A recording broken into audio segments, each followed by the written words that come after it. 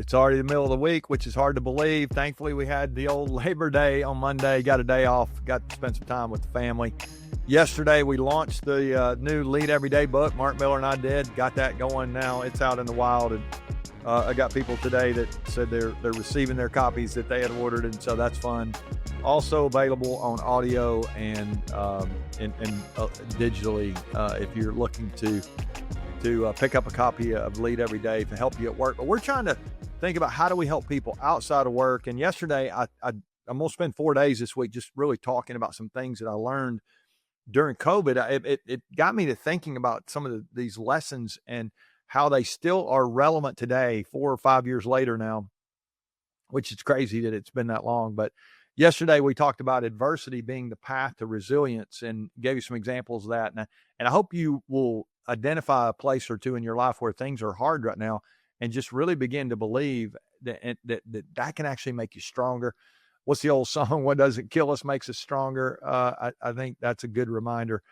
But today, our second lesson is it's about disruption. And so it's ironic. Today, Mark and I are actually dropping a podcast on the Lead Everyday Show. Shout out to the Lead Everyday Show there. And by the way, between that show and this show, I'm really excited about what's been going on. We've now gotten these things in more than 150 countries, and we just hit 500,000 downloads. So really a lot of fun there when I think about the way that you guys are sharing with your friends and family, trying to help us spread the message here. But let's think disruption here today. Mark and I talk about it on the Lead Everyday Show, kind of go into some in-depth there with the way to think about disruption in a positive way on the episode. But here's the phrase I wrote down when I wrote these 4 things down during COVID. And I think this one this is huge. Disruption creates permission. Disruption creates permission. Meaning when things get disrupted, it actually allows us some permission. Now, Mark and I talked about how leaders should create disruption sometimes. We do this on purpose, not change for change's sake, but we're just trying to really create a place where we're going to be more effective.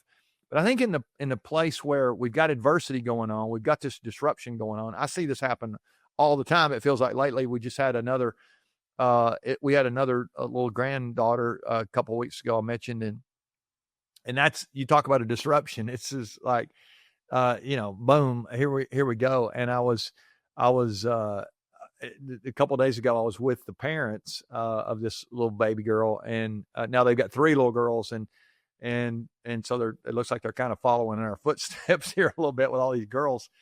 And I noticed in the middle of the day, one of them was taking a nap. Not one of the kids. The kids were not taking a nap. They were with some other people.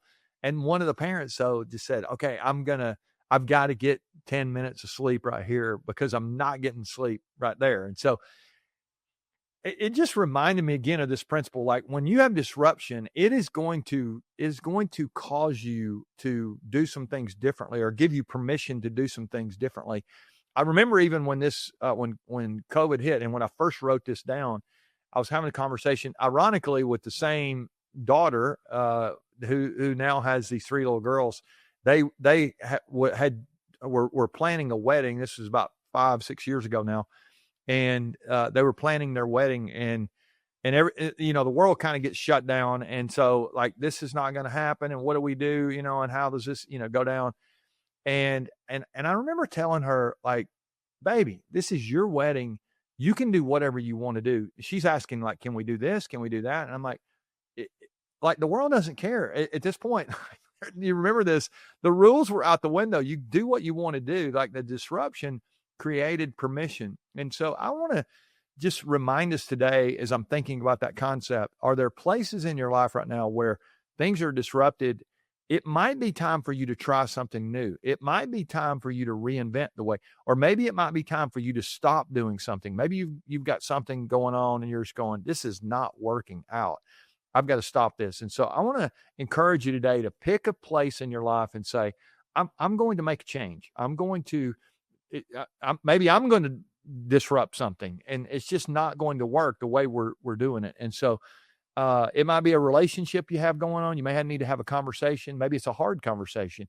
And you may need to say up front, like, hey, look, can we agree that this is going to be, it's going to get kind of messy? There's an old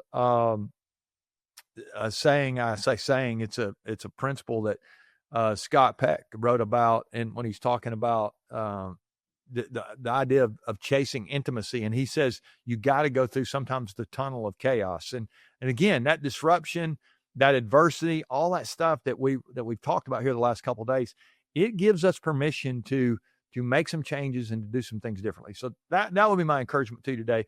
Pick an area of your life, maybe where disruption is taking place. Give yourself some slack in that area. You're gonna need to make some new progress, make some new habits, maybe even take a nap. You do what you need to do. I believe that better days can be on the way if we'll do that. All right, love you guys. Hope you'll share with your friends and family. Maybe even check out the Lead Every Day show if you've never done that. We'll see you tomorrow for more Winning Begins at Home.